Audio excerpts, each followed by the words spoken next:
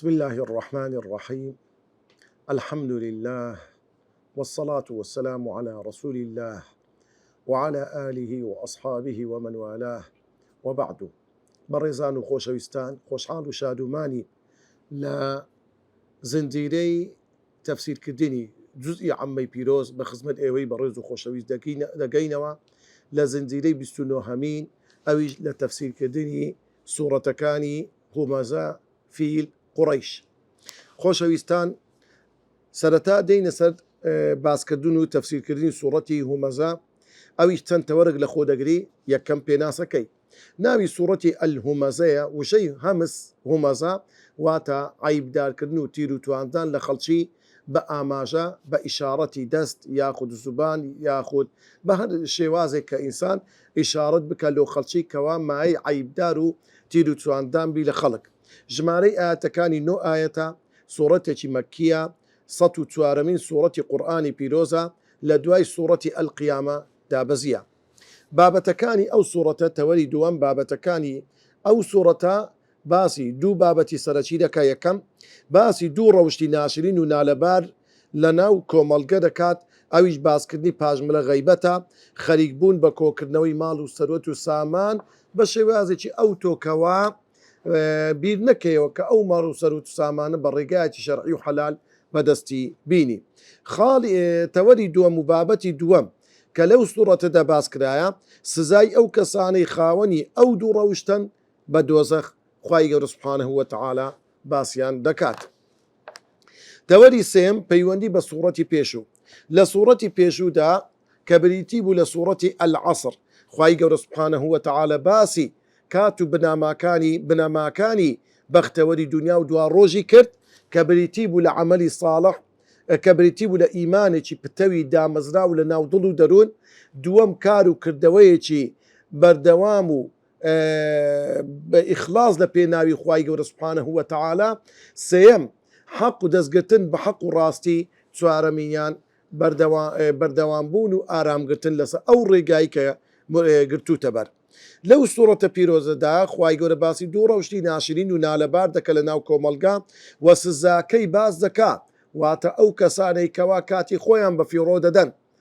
بەچی بە تیر و تواندان لە خەڵک لە جیاتی خەریکی خۆیان بینات بنێن، عیب لە خەڵکی دەگرن، خۆیان پێگەورەیە، بەڵام لە ڕاستیدا خۆیان دەدۆڕێنن بەهۆی ئەو دوو سیفەتە خراپەوە. چوارەم هۆی دابەزینی ئەو سوورەتە پیرۆزە عەتا و کەلەبی و سەدی دەفەرمون. ئەو سوورەتە دەربارەی ئەخنەسی کوڕی شوڕەیق دابەزیوە کە هەمیشە لە پاژملە باسی خەڵکی دەکرد بە تایبەت پێغەمبەری خوا صلی الله عليه وسلم. هەروەک مقاتیل دەفەرموێ دەربارەی وەلیدی کوڕی مغیرە دابەزیوە کە لە پاژملە باسی پێغەمبەری خودای دەکرد، ڕوبەڕوو توانجی لێ دەدا. هەندێکتر دەفەرمو دەربارەی ئومەیەی کوڕی خەلەف دابەزیوە. دەکرێت دەربارەی هەر یەک لەوانە دابەزیبی بۆ هەر خەڵکێک هەڵگری ئەو سیفەتەبی هەتا ڕۆژی قیامەتێ. دەوان لە تەفسیرەکان باز دەکات کە دەربارەی چێ دابەزیە. هەندێک دەڵێن لە دەربارەی ئەخنەسی کوڕی شوڕەیقە، هەندێک دەرن وەلیدی کوڕی مغیرەیە، هەندێک دەرێن عاسی کوڕی وائیلە، هەندێک دەرن ئومەیەی کوڕی خەلەفە. هەموو ئەوانە باسکرایە کەوا لە دەربارەی ئەوان چکە ئەوان هەموو ئەو سیفەتیان تێدا بووە، دەکرێت سەبارەت بە هەمویان دابەزی بیتن. والله ئەعلم. تەوەری پێنجەم مانای وشەکان. وەیل واتە بەتینترین سزا لە ناو دۆزەخ یاخود دۆڵێکی ئاگر لە ناو دۆزەخ. هومەزە تیر و تواندان بە قسە یا بە ئەندامێکی لەش. لومەزە باسکردنی پاژملە بە غەیبەت. کەلیمەی هومەزە تیر و تواندانە بە ئاماژە، یعنی بە ئەندامێکی لێش کابرا ئاماژە دەکاتن لۆ کەسێک کە تیر و توانج و عیبی لێ بگری. بەڵام لومەزە باسکردنی خەڵکە، عەلی بە زوبان عیب لە خەڵکی دەگیرێت تیر و توانجی لێ دەکە پێشی دەوتری غەیبەت. وعەدەدا دەیژمێرێت، ئەخلەدە وا دەزانێت دەیهێڵێتەوە بە نەمری هەتا هەتایی. لە یومبەدەنە سوێن بەخوا بێگومان فڕێ دەدرێن. ئەلحوتەمە ناوێکی دۆزەخە، ئاگری تێکشتێنەر. ئەلموقەدە ئاگری هەڵکرا و داگیرساو. ئەلئەفئیدە ناودڵی هەناوی. مؤسەدە داخراو. عامەدین کۆڵەگە ممەددەدە درێژ کراو. ئێستا دەینە سەتەوەری شەشەم سەبارەت بە تەفسیر و لێکدانەوەی مانای ئاەتەکان وشە بە وشە. خوای گەورە سوبحانەهو وتەعالە لەو سوورەتە دەفەرمێ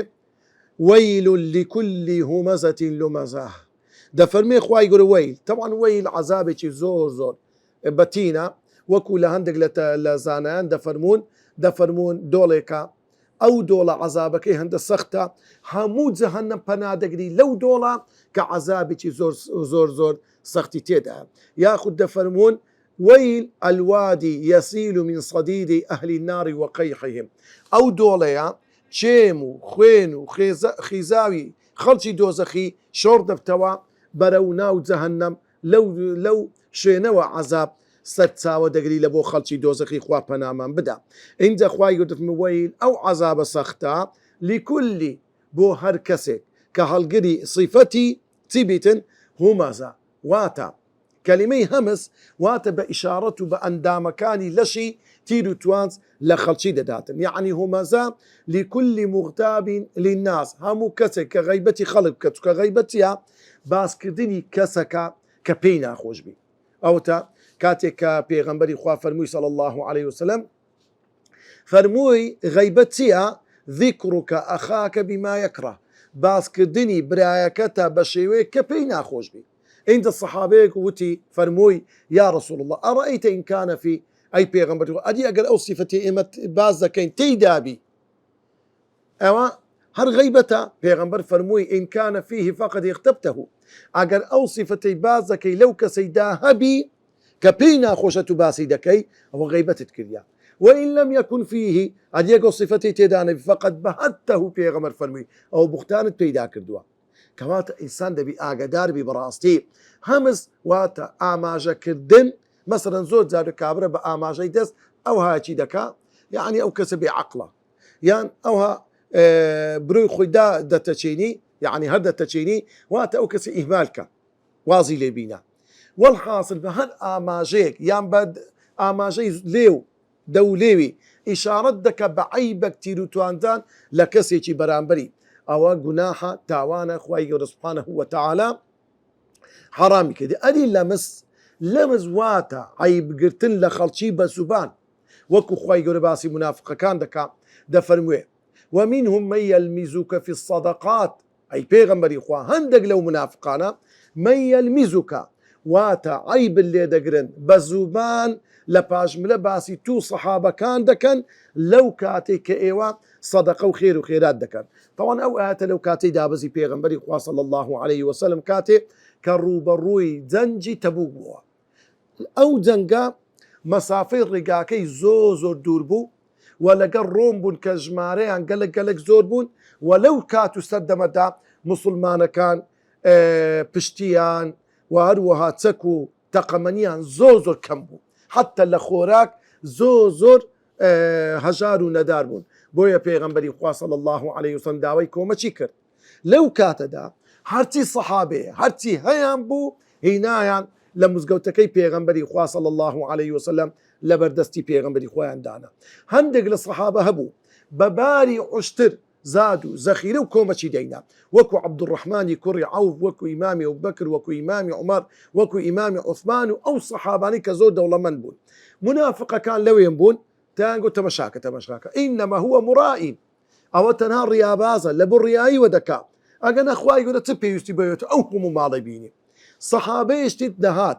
فەقیر و هەژار ماڵ و سەروەت و سامانێکی زۆر نەبوو ڕبە گەنمەچی دەینا زۆر کۆکە گەنمەچی کەمی دەینا لەسەر کۆمەڵەکەی دەکرد. ئەو جارە چیان داگۆ تەمەشاک والله إن الله لغني عن العالمين خوای گەورە إن الله لغني عن مد هذا خوای گەورە چ پێویستی بە مستەگەنمێکی ئەو کەسی هەیە تخوا مستەگەنمە چێ دەینی بە بەردەوام تیر و توانجیان لە موسڵمانەکان دەدا. خوای گەورە لە سوورەتی تەوبە باسی کردن کەواتە تیر و توانزدان لە موسڵمانان بەڕاستی گوناحەکی زۆر گەورەیە ئینسان دەبی ئاگادار بیتن. ئەوە خواردنی گۆشتی خەڵکیە وەکو خوای گەورە دەفەرمێ ولا یغتەب بعضکم بعضا نەکەن هەندێکتان گۆشتی هەندێکتان بخۆن ئەیحب ئەحەدکم ئەن یەأکل لەحم ئەخیه مەیتەن فەکەریهتموه ئایا پێت خۆشە بە زیندیەتی گۆشتی برایەکەت بخۆی کاتێکەوە طبيعة نايني بيت خوزنية عزل لينيا اینجا پێغەمبەری خوا دەفەرمێ دەبێ ئینسانی مسلمان خۆی لەو صفەتە بپارێزی المسلم من سلم المسلمون من لسانه ويده مسلمانی ڕاستەقینەوتەوە ئەو کەسەیە کەوا خەڵک لە دەست و زبانی ئەمین بی اینجا یەکشت لە صفەتی ئەو جۆرە کەسانە خوای گەورە دەفەرمێ صفەتیان وایە الذي جمع مالا وعدده ئەو کەسە صفەتی وایە جمع مالا بەبەردەوام ماڵەکەی کۆ دەکاتەوە وعدده ودەیژمێری یان جمع مالا واتە ماڵەکەی لەسەر یەک دادەنێتن بەبەردەوام نایبەخشی ئەو ماڵەی کە هەیتی وعدده یان وعادده يعني دەیکاتە ئامادە باشی لە ڕۆژی تنگانە بزانە لۆ وا دەکا يحسب أن ماله أخلده وا تێدەگا بە حسابی خۆی وا لە خەیاڵیدایە کە ئەو ماڵە بە هەمیشەی دەیهێلتەوە واتە دەیپارێزی لە نەخۆشی دەیپارێزی لە دەرد و بەڵا مردنی لێ دوور دەخاتەوە ئەخلەدا بە هەمیشەیی و هەتایی ئەو ئینسانە لە دنیاە دەمینێتەوە بەهۆی ئەو ماڵ و سەروەت و سامانەی کەوا هەیەی اینجا بەڕێزان و خۆشەویستان دیارە ئینسان دائیمەن لە دنیاە کاتێک کە کاسبی دەکا ماڵ و سەروەت و سامان پەیدا دەکا هەر شتێکی دەکاتن لەوەیە کەوا لەبەری بەحەسێتەوە بەوەیە کەوا تووشی ژیانی تووشی ناخۆشی و دەرد و بەڵاو سەختی نەبیتن لۆیە بزانە تەمەشا بکە ئیمامی عەلی ڕەزا و ڕەحمەتی خوای لەسەر بێ دەفەرمێ ماتە خەزان المالی وهم ئەحیاء ئەوانەی ماڵ دادەکەن دەمرن بەڵام لەو کاتەدا ماڵەکەشیان بە زیندیەتی خۆیان ماڵەکەی دادەکەن دەیپارێزن نایبەخشن والعلماء باقون ما بقي الدهر بەڵام زانایان ئەوانەی ئەهلی عیلمن کەوا بە فەقیری دەژین دەستکورتن ماڵ و سەروەت و سامانێکی ویان نییە بەڵام کاتێک کە دەبرن بە حتا ڕۆژی قیامەتی ئەوانە ناویان دەبینێ سبحان الله بە نەمری دەمێننەوە وەکو زانایکی وەکو ئیبن کەثیر ئیمامی تەبەری ئیمامی بوخاری ڕەزا و ڕەحمەتی خوایان لەسەر ئیمامی غەزالی ئەوانە تا ڕۆژی قیامەتێ ڕەحمەتی خوای گەورەیان لە بۆ دەچیتن اینجا خوای گەورە کەللا ئەو بیر و بۆچووی وان نەخێوانیە بە هەڵە داچوون ماڵ ئەوان ناهێلتەوە ئەو کردەوە خراپانەی کە دەکەن لە تیر و توانزان ڕێگایەکی هەڵەیە ئەگەر بەردەوام بن لەسەری لەیومبەذەنە فی الحوطەمە سوێن بە ذاتی خوا ئەو کەسانە لە یەطڕەحەنە واتە فڕێ دەدرن وەکو شتێکی زۆر بێقیمەت لە چێن دەرێ فڕێ دەدرێنە چێن دەرێ فی الحوطەمە لە ناو ئاگرێکی دۆزەخ کە الحوطەمە صیفەتی ئەو ئاگرەی وایە تێکشێنەرە هەرچی بکەوتە ناوی لە ناوی دەبات تێشی دەشێری دەیفەوتێنی وما ئەدراکە ما الحوطەمە ئەی پێغەمبەری خوا صلى الله عليه وسلم تۆش نازانی حوطەمە چییە تۆ توزانی حوطەمە چییە حوطەمە نار الله الموقدە ئاگرێکی هەڵگیرساوە کە ئەو ئاگرە درایتە پاڵ خوای گەورە لە بە تەعظیم لەبەر گەورەیی ئەو ئاگرێکە بە عەظەمەت و گەورەی خوای گەورە هەڵی گیرساندووە الموقدە هەڵگیرساوە واتە بە بەردەوام ئەو ئاگرە دەسووتێ وەکو لە حەدیسی پێغەمبەر هاتووە لە حەدیسێکی صاح پێغەمبەری خوا دەفەرمێ أوقدت النار 1000 سنة حتى ابيضت دەفەرمێ ئاگر 1000 ساڵ سوتێنرا جەهەنەم هەتا سپی هەڵگەڕا ثم أوقدت 1000 سنة حتى احمرت 1000 ساڵی کە ئاگری جەهەنەم سووتا هەڵگیرساندرا گەرم داهات هەتا سوور هەرگەڵا ثم أوقدت 1000 سنة 1000 ساڵی کە جەهەنەم سوتێنرا پێغەمبەری خوا دەفەرمێ ئاگرەکەی داگیرسێنرا حتى اسودت هەتاکو جەهەنەم ڕەش داگەڕا ئێستا جەهەنەم ڕەش داگەڕاوە دوو کەڵەکەی ناوی ڕەشە ئەو کەسانی دەخرێنە ناوی وەکو شەوی ئەنگوستە چاو تاریکە ئەو ئاگرا صیفەتی وایە هەندە بەتینە هەندە بە ئێشوژانە التي ئاگرێکی ئەو تۆیە تطلع على الأفئدة گەرماییەکەی دەگاتە سەر ناو هەناوی دڵ بزان نافرمی ئەفئیدە على القلب ئەفئیدە ناو هەناو سبحان الله کاتێک کە ئینسان هەناوی سوتا گەورەترین ئێشوژان و ناخۆشیە خوای گەورەتمە گەرماییەکەی تطلع واتە تدخل دەچێتە ناو هەناوی ئینسانەکان ناو هەناوی لەگەر دادەتەپێ ناو هەناوی لەگەر دەسووتێ سوبحان الله گەرماییەکەی پیستەکەی سەری ناستێت چکە لا يموت فيها ولا يحيا دەسووتێن ئێش و ژانی هەیە بەڵام ئەو هێزکە ناتاوێتەوە ئەو ئینسانە لە ناو ناتی گەرمایەکەش بەرەو ناو هەناوی دەڕواتن کە هەموو هەناوی تێک دەستچێنی دەسووتێتن ئاوە گەرمەکەی کاتێک کە دەیاندنێ فقطع ئەمعاءهم هەموو هەناوی پارچە پارچە دەکات سوبحان الله خوا پەناومەم دە یا ڕەب خوا پەنامەم دە یا ڕەبی وەروەکو گەرما ئەو ئاوەی کاتێک لێیان دەینن لەگەر هاڵاوەی گەرمایەکەی لەگەر هەرمی گەرمای ئەو ئاوەی ناو جەهەنەمێک کە پێی دەوترێ حەمیم یەکەوسەر یەشویر و جۆ پیستەی دەموچاویان دادەڕندرێ دادەچۆڕێ نامینێ تەنها هەیکەل عەظمی دەمینێ خوا پەنامەمدا ئەو ئاگرا ئینەها عەلەیهم موؤصەدە ئەو ئاگرا ئینەها ئەو ئاگری دۆزەخە عەلەیهم موؤصەدە دەرگاکانیان بەسەر داخراوە کەلیمەی موؤصەدە واتە داخراو ئەو دەرگای جەهەنەمەیان بەسەر داخراو واتە موغلقە دەرگاکانی هەمووی قەپات کراوە لۆیە بزانە پێغەمبەری خوا دەفەرمێ صلی الله عليه وسلم کاتێ ئەهلی بەهەشت ئەوەی مستحقی باشن هەمووی دەچن ئەهلی دۆزەخ هەمووی دەخرێنە ناو دۆزەخ ئینجا دەفەرمێ نادا منادی بانکەرێک بانگ دەکات یا ئەهلە الناری ئەی ئەهلی ئاگر بمێننەوە لە ناو ئاگر خالیدەن فیها بەنەمری هەتا هەتایی فلا موت مردن نامینێ بە ئەهلی بەهەشتێش هەمان قسە دەوترێ ئینجا پێغەمبەر دەفەرمێ صلی الله عليه وسلم گایەکی زۆر گەورە دەینن دەڵێن ئەی ئەهلی بەهەشت و ئەی ئەهلی ئاگر دەزانن ئەوە چیە ئەوە مردنە لە بەینی بەهەشت و جەهەنەمێ پێغەمبەری خوا دەفەرمێ ئەو گای سەردەبڕن واتە مردن نما ئینەها عەلەیهم موؤصەدە ئەو دەرگاکانی بە جەهەنەمە لە سەریاندا دەخرێ چۆن فی عەمەدین بە چەند کۆڵەگەیەکی زۆر گەورە ئەو کۆڵەگانە ممەددەدە واتە بە درێژی دەرگاکانی پێدا دەخرێتن عادەتەن کۆڵەگە کە دەدرێتە بەر دەرگا بە قیتی یعنی نەک بە ئوفوقی ئەوها بە درێژی دەدرێتە پاڵ دەرگا ئادی ئەگەر کۆڵەگەکی زۆر ئەستور بینی عامودەکی زۆر گەورە بینی ئاوە بە درێژی بە دەرگای وەنەی قەت نابتەوە بزانە بۆیە دەرگاکان بە شێوەیەکی ئەوتو بەسەریاندا دەخرێ ئەستونگەکانی عەمودەکان بە درێژی دەرگەی پێ قەپات دەکرێتن هەرگیز ئەو دەرگایە نابتەوە لە سەریان هەتایی بۆ ئەوانەی کە کافرن مشریکن بەڵام ئینسانی ئیماندار بە قەدرای گوناح خۆی دەسوتێ و دێتە دەرێ حوتەم تەوەری هەفتەم لە تەفسیری سوڕەتی هومەزە سوود و هەڵێنجراوەکانی ئەو سوڕەتە پیرۆزە باسکردنی موسڵمان لە پاژمەلە غەیبەت حەرامە و دروست نییە تیر و توانت زۆر گوناهەکەی گەورەترە لەوەی کابراەک بەس باسی بکات چکە دێتن بە ئیشارەتی دەست بە عیب بە زوبان بە هەموو نەوعەشی عیب لەو کەسە دەگری لۆی گوناحەکەشی گەورەترە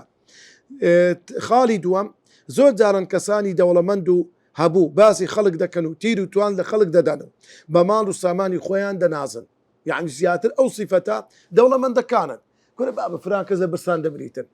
وازنی بە شان و شکۆی خۆی ئەو ماڵی پەیدا کردیا خاڵی سێم ماڵ پەرستی دەبێتە هۆی گومڕابوون و دەرچوون لە ئیسلام ئەو کەسەی ماڵ دەپەرستی ئەو کەسەی دەوڵەمەندەکەی تووشی توغیانی دەکا سوبحان لە زۆر جاران ئەو کەسە بەدبەختی دنیا و قیامەت دەبی چوارەم هەموو هەوڵ و کۆششی مرۆڤ بۆ ئەوەیە نەمرێت و هەتایی بمینێتەوە بە تایبەت ماڵپەرست و دنیا پەرستان چونکە دنیایان ئاوەدانە و دوان ڕۆژیان وێرانە ئەوانەی کە حەز بە دنیا دەکەن و دەیانەوێت لەو دنیای دەرنەچن لەبەروی قیامەتی خۆیان ئاوەدان نەکردەوە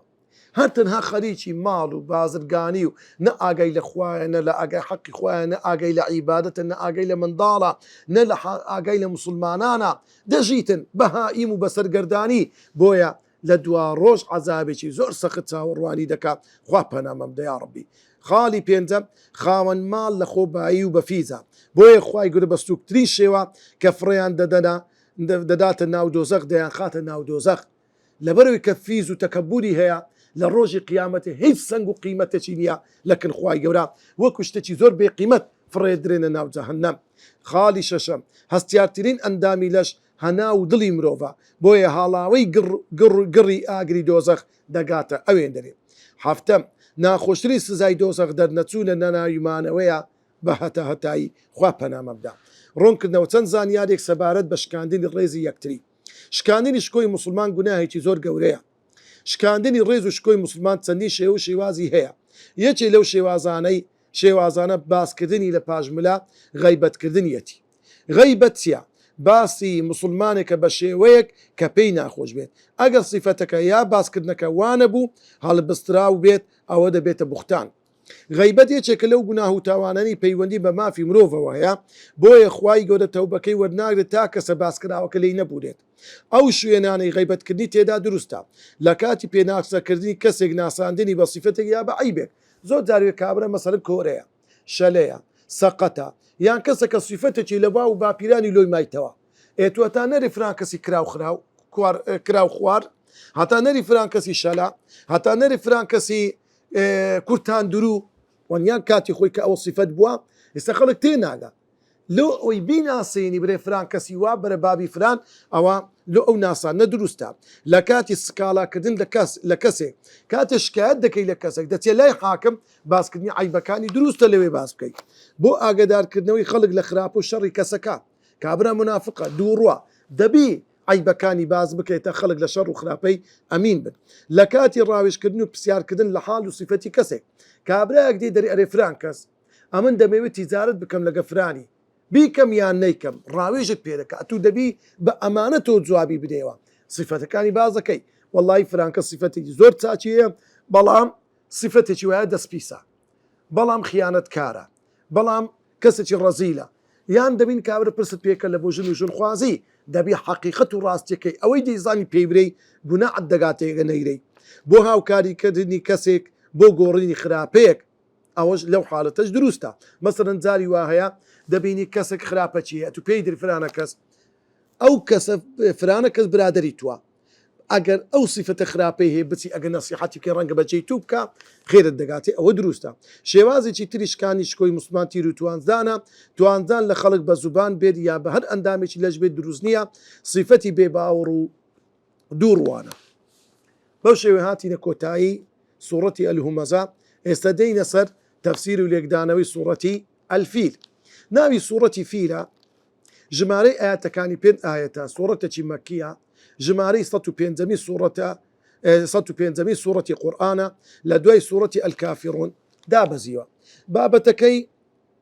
بابەتەکانی بازی هێز و دەسەڵاتی خوای گەورە دەکات بەرامبەر ئەو کەس و کۆمەڵانەی کەوا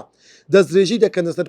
پیرۆزیەکانی ئیسلام و سونووری خوای گەورە دەبەزێنن سەرنجامیان فەوتان و لە ناوچوونە. ئەو سوورەتە بە تایبەت تیشک دەخاتە سەر کەعبەی پیرۆز بە تایبەت و هەر مقدساتێکی ئیسلام کەسێک سوکایەتی پێ بکە ئیلا خوای گەورە لە مێژوو لە ناوی بردیە. تەوەری سێم پەیوەندی بە سوورەتی پێشوو لە سوورەتی پێشوو باسی دوو ڕەوشتی ناشر و نالەباری ناو کۆمەڵگەی کرد ئەویش کە بریتی بوو لە تیر و تواندان و هەروەها ماڵپەرستی. لەو سوورەتەشدا خوای گەورە باسی هێز و دەسەڵاتی خۆی دەکا بەرامبەر ئەو کەسانی بەهێز و دەسەڵاتی خۆیان دەنازن کەوا پیرۆزیەکانی ئیسلام دەیانەوێ بشتێنن خوای گەورە سوبحانەهو وتەعالا دەیان فەوتین و لە ناویان دەباتن. تەوەری چوارم هۆی دابەزینی ئەو سوورەتی پیرۆزە. هۆی دابەزینەکەی ئەوەیە تەوان ئەو سوورەتەکە دابەزی لە دوای 40 ساڵ بە دوای لەدایکبوونی پێغەمبەری خوا کە ئەو ساڵەی پێغەمبەر لەدایک بوو حادیسەی فیل ڕوویدا بوو. ئەو حادیسەیە خوای گەورە باز دەکە لە پێغەمبەری خوا ئەویش ڕووداوەکە بۆ شێوە بووە. ئەبڕەهەی کوڕی سەباح پاشای یەمەن کە لەلایەن پاشای حەبەشەوە دادرابوو کەنیسەیەکی دروست کرد بە ناوی قولەیس کە دەرێن قولەیس ئەسڵی خۆی لە قەلەنسۆ هاتووە کوک کراو لە سەردانواتە شوێنی بەرز. داوای لە خەڵکت ڕوو لەو کەنیسەیە بکەن نەچن بۆ کەعبەی پیرۆز. طبعا کە زۆر هەوڵیدا بە خراپە باسی کەعبەی دەکرد کابراایەکی کینانی کە خەڵکی مەکەی بوو عەرەب بوو زۆر ڕقی هەستا لۆیە شەوەک هەستا ئەو کەنیسەی هەمووی پیس کرد بە پیسایی. ئەبڕها زۆر تووڕە بوو سوێندی خوارد دەبێ بچێ ئەو کەعبە بڕخێنی و هەروەها بەهێزترین سوپا پەیدا بکە کەوا فیلی بەکارهینە لەو سوپایەدا. خەڵکی مەکە کاتێکەوە بیستیان ئەبڕەها بە خۆی بەو جەیشە بە هێزەی خۆی بەرەو کەعبە بەرەو مەکەی پیرۆز هاتوونە هەر هەموو هەڵاتن و ناوشاریان بەزی هێشت. طبعا دیارە یەلۆ یەکەم جال یعنی برین لە ناو عەرەبان کە فیل بەکارهاتوی لە سوپا یعنی شتێکی نامۆ بوو، زۆر غەریب بوو کە فیل لە ناو عەرەبان نەبوو، بەڵکو لە چێن دەرهەبوو لە ناو منطقەی ئەفریقیا هەبوو کە دەکە لە حەبەشا. بۆیە فیلێکی زۆر گەورەیان لە پێش ڕۆدانا بە ناوی مەحموود. ئەو فیلە بەرەو پێشی لە پێشی هەموو سوپاکە دەڕۆیشت، فیلەکانی کە لە دوایی وە سوپاکە لە ئەسپ و هەروەها لە مرۆڤ و لە هەموو ئەو خەڵکە دەیشێکی زۆر گەورە بەرەو کەعبەی پیرۆز هات. ئەبرەها تەوان کاتێک کە نزیک بوونەوە لە کەعبەی پیرۆز، فیلە کە لە پێشەوە دەڕۆیشت ناوی مەحموود بوو لە شوێنی خۆی تەقی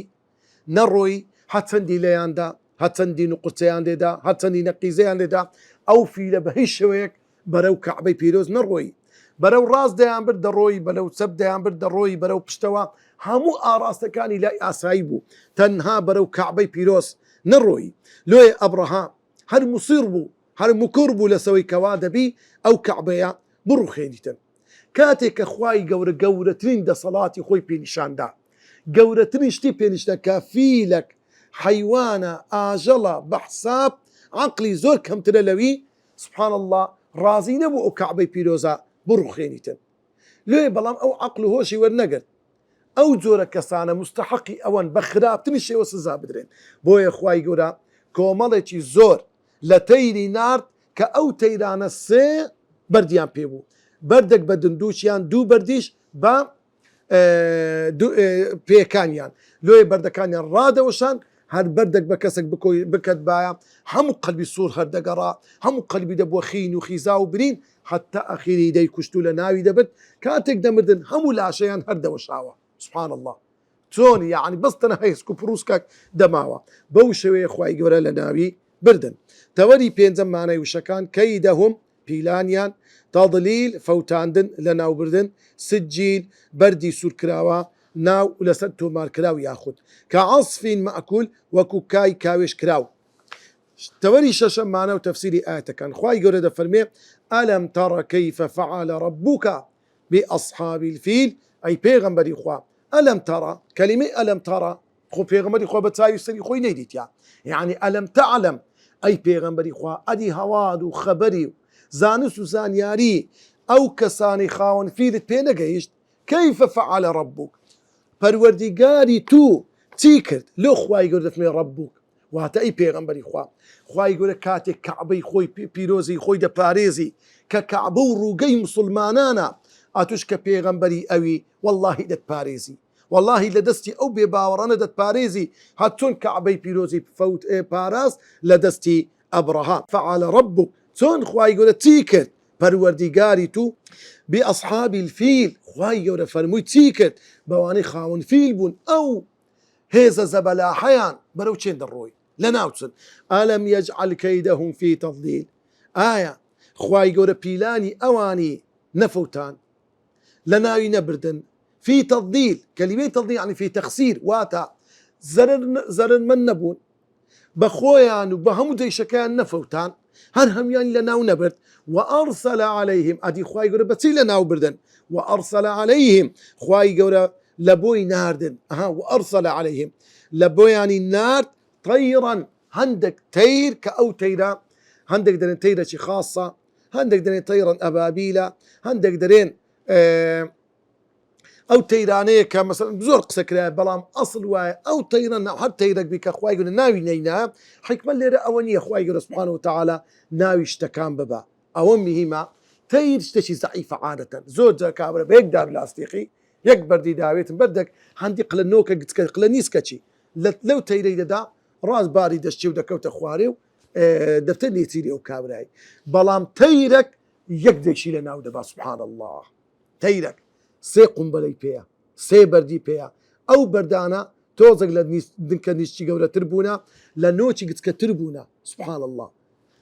تەنها سێ قومبەلەی هەگرتیا، بەڵام ئەوە ئیخوای گەورەیە سوبحانەهو وتەعالا کاتێک بە هەر کەسەچیان کەتبی لە ناوی بردینە. طەیڕەن، ئەو تەیڕانە کوهاتینە. ئەبابیل، ئەبابیل دەرێن یعنی فیڕەق، واتە هەمووی پۆل هاتینە. متەفەرقە، پۆلە کاتێ لە دوی پۆلەچ کاتێ کوتە بەشارەکەی کۆمەڵە تیارێک دێ ڕمی دەکەن ئەوان دەڕۆن لە دوی کۆمەڵچکە دێن ئەوا بوونە لە پاشان مجتەمیعە هەمویان لەگە یەکتر بوونە بە یەک جاری بەردەکانیان هاوێشتیە سبحان الله بزانە تەمەشا بکە هێز و دەسەڵاتی خوا چەند گەورەیە گەورەترین هێز بە بچووکترین باڵندێک خوای گەورە لە ناوی دەوەتن لە مەخلوقی خۆی تەرمیهم ئیشیە و تەیرانە چ بوو ئەو تەیرانە تەرمیهم بەردبارانیان دەکردن بحیجارەتین بە بەردەک من سجیل کە ئەو بەردە سوور کرا بۆ لە ناو ئاگری جەهەنەم بۆیە میکرۆبە پێ بکە بە قەلبیان دەکەت هەر هەموو قەلبیان هەر دەتوراوە هەموو قەلبیان دەبووە برین و ئێش و ژان و ناخۆشی فجعلهم خوای گەورە سبحانه وتعالى ئەوانی والێ کرد کە لاشەکەن لە دوای ئەوەی بەردەکەیان پێ دەکەت کە عەصفین مەئکول چۆن ئاژەڵێک ئالیچی دەخوا ئەو ئاژەڵانی کەوا کاوێژێ دەکەن وەکو مەڕ وەکو ئەسپ و بارجیت ئەوانە عنی مەجموعەک لەوانە دەخۆن خواردنەکەی دوای لە ناو مەعیدەی خۆیان خواردنەکە دەینەوە جارێشتر دەیجوینەوە چی لێ دێ ئەو خواردنە سبحان الله ئەوانە لاشەکانیان ئەو های لێ هات هەمووی